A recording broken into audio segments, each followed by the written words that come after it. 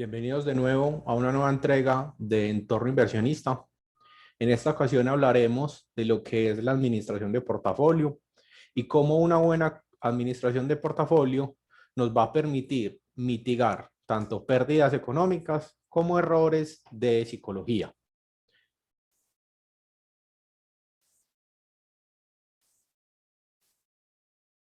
Lo primero que podemos decir es que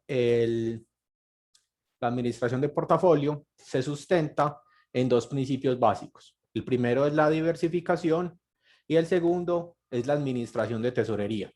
Cuando hablamos de diversificación, lo que buscamos es gestionar los recursos en diferentes activos que no estén relacionados entre sí, más allá del adagio popular que dice que no poner los huevos en la misma canasta.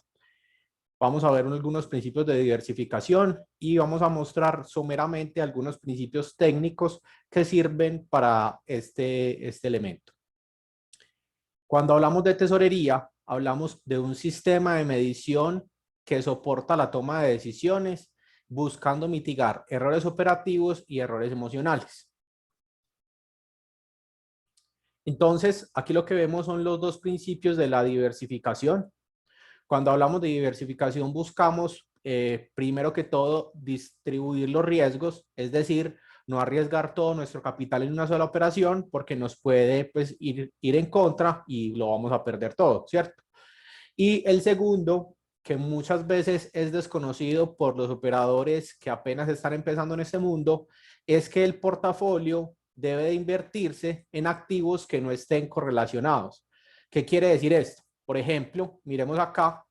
Acá tenemos el Ripple versus el BTC y el Ethereum versus el BTC.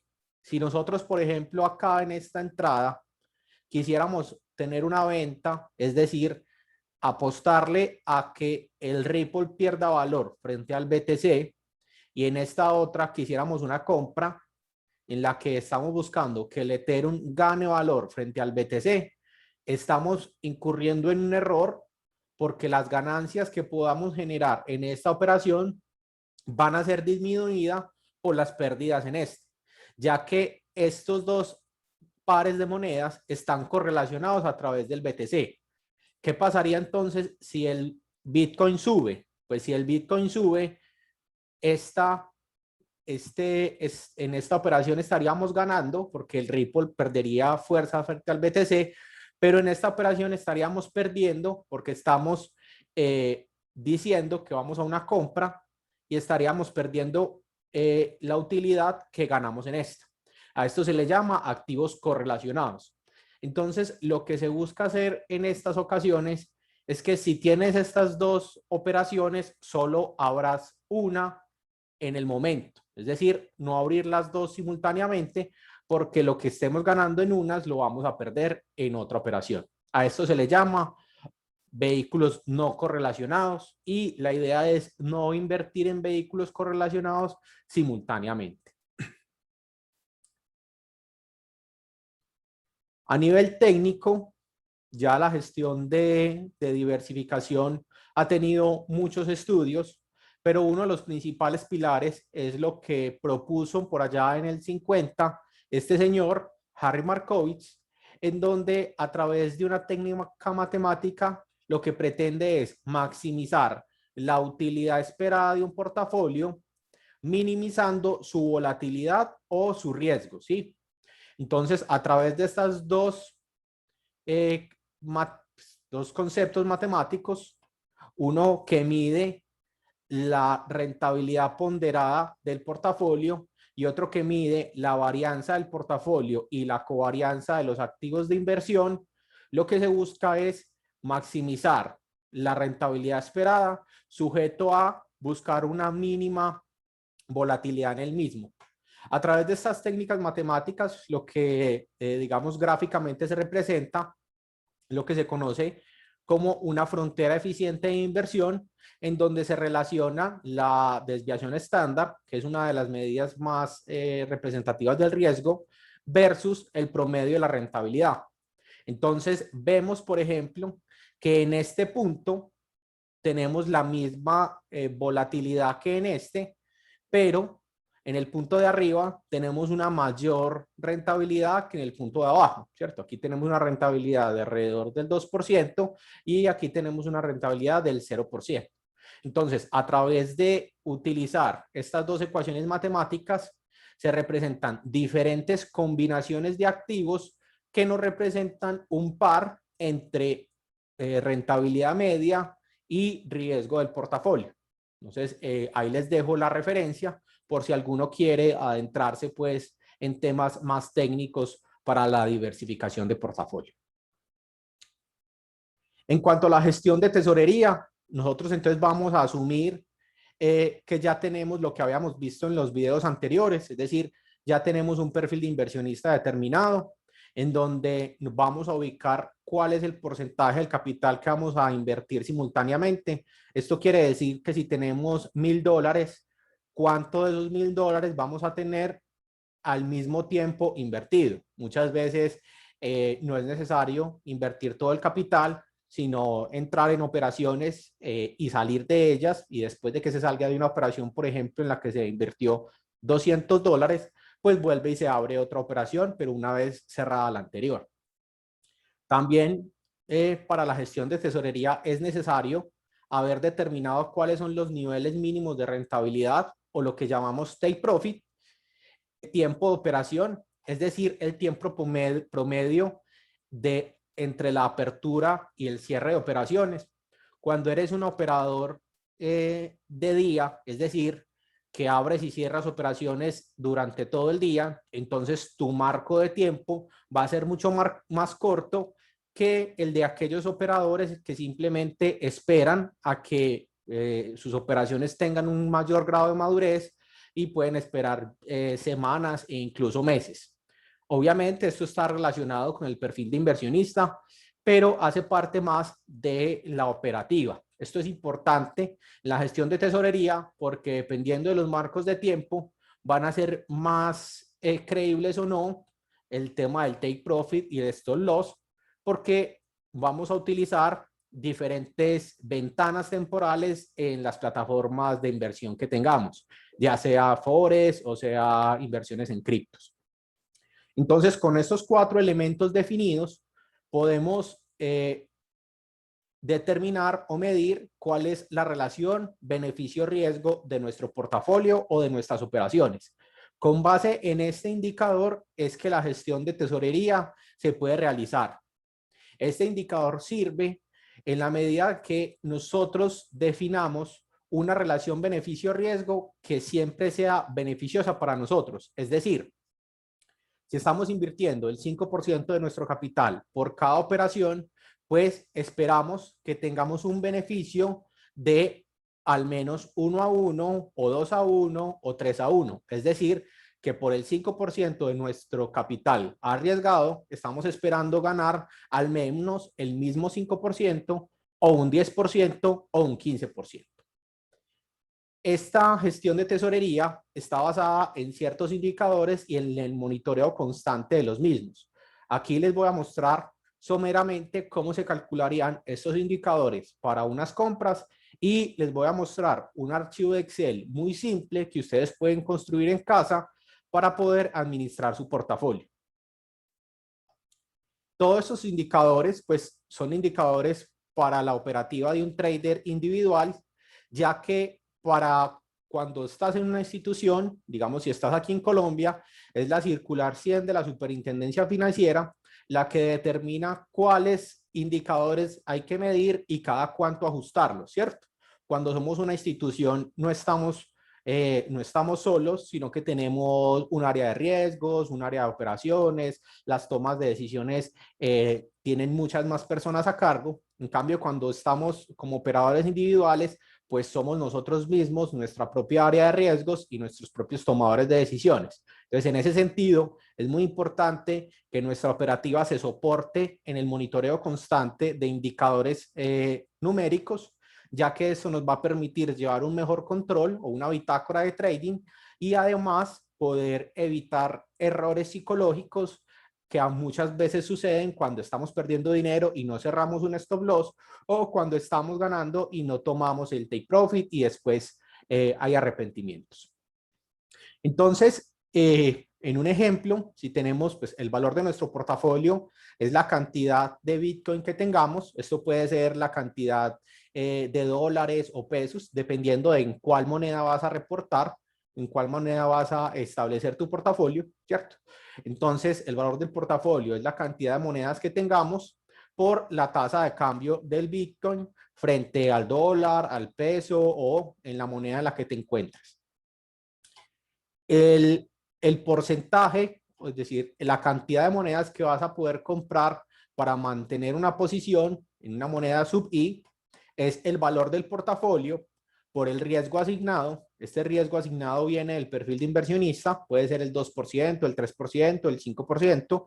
Yo personalmente no recomiendo que hagan operaciones por encima de un 5% de su capital para, en primer lugar, para gestionar, empezar a gestionar muy bien su riesgo y en segundo lugar, porque en estos mercados hay mucha volatilidad y puede pues que arriesgando más del 5% veamos pérdidas importantes en nuestro portafolio. Entonces, en la parte de arriba tenemos el portafolio por el riesgo asignado dividido el precio de la moneda en Bitcoin, ¿cierto?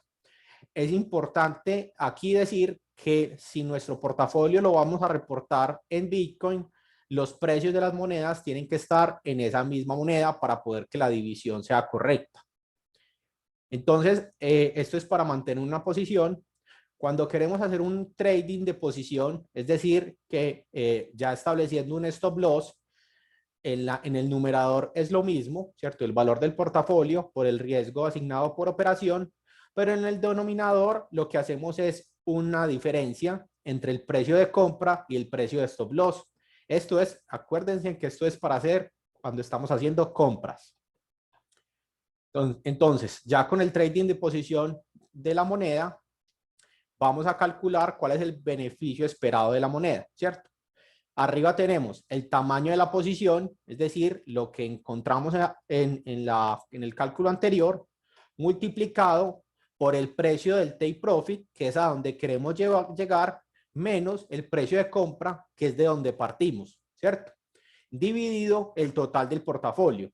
Entonces, este beneficio esperado, lo que me va a decir es cuál es el porcentaje de beneficio esperado en relación de todo mi portafolio. Con este indicador podemos construir entonces el indicador de beneficio-riesgo, que es sobre el cual o con el cual vamos a tomar decisiones y vamos a poder determinar si una operación es atractiva para nosotros o no. Entonces, en el numerador tenemos el beneficio esperado por moneda dividido el riesgo por operación.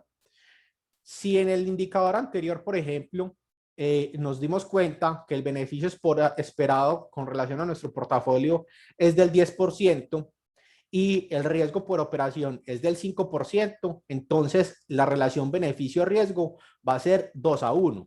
Ya dependerá de la operativa de cada trader si esta relación beneficio-riesgo le es atractiva para su gestión. Vamos entonces a ver cómo sería un ejemplo de esta operativa en un archivo de Excel para que ustedes mismos lo puedan desarrollar.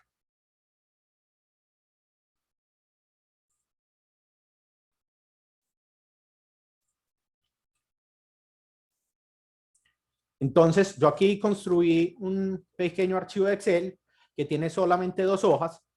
En esta primera hoja, lo que queremos medir es la operativa, es decir, la evolución del capital en nuestro portafolio con diferentes fechas de corte. Entonces, aquí tenemos, por ejemplo, la fecha de hoy y los datos de salida serían ¿cuáles? El capital en dólares, ¿cierto?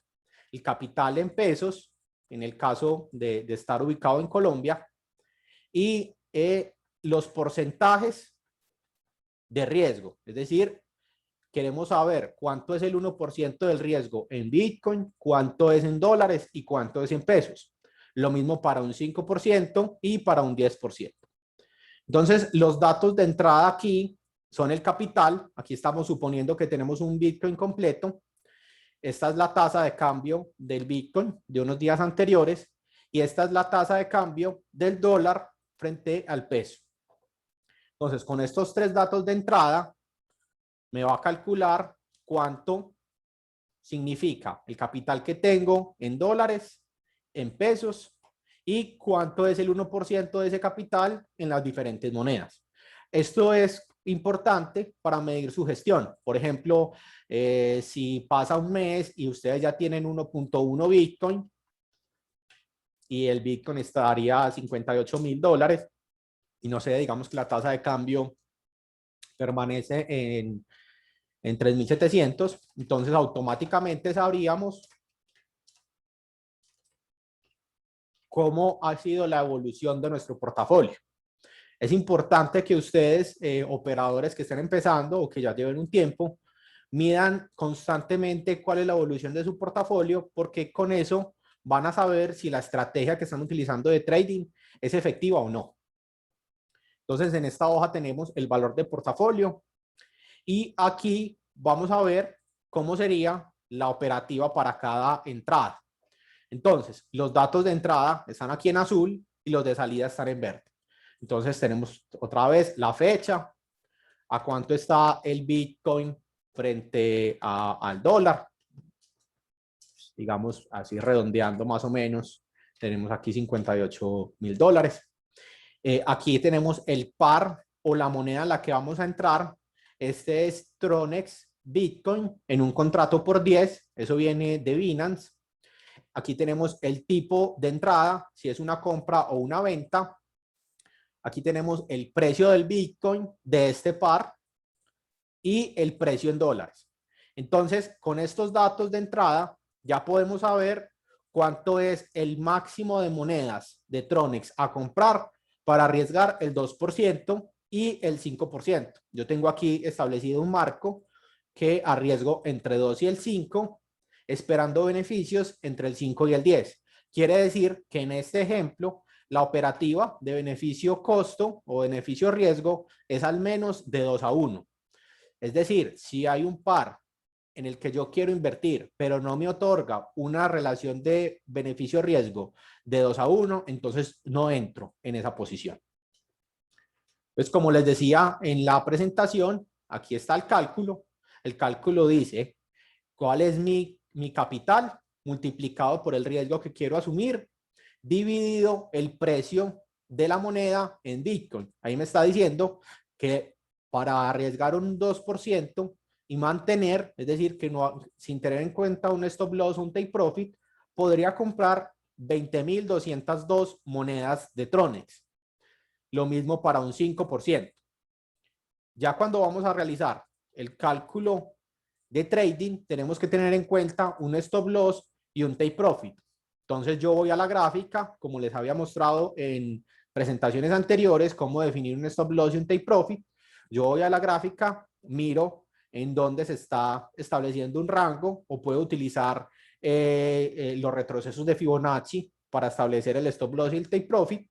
Entonces ya con estos dos datos, que son datos de entrada, puedo calcular cuánto es el tamaño de la operación de un 2% en trading, es decir, está teniendo en cuenta el stop loss y el take profit, y cuánto sería el tamaño de la operación con un 5%. Entonces veamos que obviamente cuando tenemos en cuenta el stop loss, podemos arriesgar, digamos, podemos tener un lotaje mayor, ya que ahí estamos entrando en un contrato por diferencia, y cuando estamos manteniendo la moneda, pues estamos simplemente siendo inversionistas de largo plazo y pues la idea es durar con la moneda. Aquí simplemente estamos siendo un poco más especulativos al establecer que compramos 83,000 unidades de esa moneda Tronex, pero cuando llegue a el stop loss, pues saldríamos de la operación. Entonces, aquí está cuál sería el beneficio esperado, como está en la presentación. Entonces, el beneficio esperado sería, yo lo muestro acá un poco con más apertura, ok. Sería entonces el total de mi portafolio, ¿cierto? Multiplicado por la diferencia que es el take profit menos el precio de entrada, que eso sería mi ganancia, dividida por el total del portafolio, ¿sí? Aquí estamos teniendo en cuenta el tamaño de la posición, la cantidad de monedas que compramos, multiplicado por cuánto sería la ganancia, es decir, qué pasaría si toca el take profit en relación con el precio de compra. Dividido el total del portafolio, aquí estaríamos encontrando cuál sería ese porcentaje de beneficio que nos beneficiaría, perdón, si llegamos al take profit. Lo mismo para el cálculo del 5%, ya teniendo en cuenta el lotaje de riesgo del 5%. Entonces, ¿qué quiere decir esto? Que el beneficio que estamos esperando al arriesgar un 2% es del 5,08 y el beneficio que estamos esperando si arriesgamos un 5% es del 12,71%. Entonces, acá a la derecha lo que hago es hacer una división de cuánto es el beneficio costo de un 2% y de un 5%. Entonces vemos que el beneficio costo es de un 2,5 a 1, es decir, que por cada unidad monetaria que estoy arriesgando, estoy esperando ganar 2,5 unidades monetarias. Este indicador es importante en la medida de que si, por ejemplo, nuestro stop loss no fuera sino nuestro take profit no fuera .5016, sino 5010, estaríamos estableciendo que nuestro beneficio sería mucho menor al riesgo que estamos asumiendo y por ende mi operativa de mercado me está diciendo que no entre en esta operación y que simplemente deje pasar la oportunidad o que busque otro par donde tenga más posibilidades de ganancia. Espero este ejemplo haya sido de utilidad. Si desean que profundice más sobre algún tema de este video, pues los dejo en los comentarios. Espero sus comentarios y muchísimas gracias por visitarme.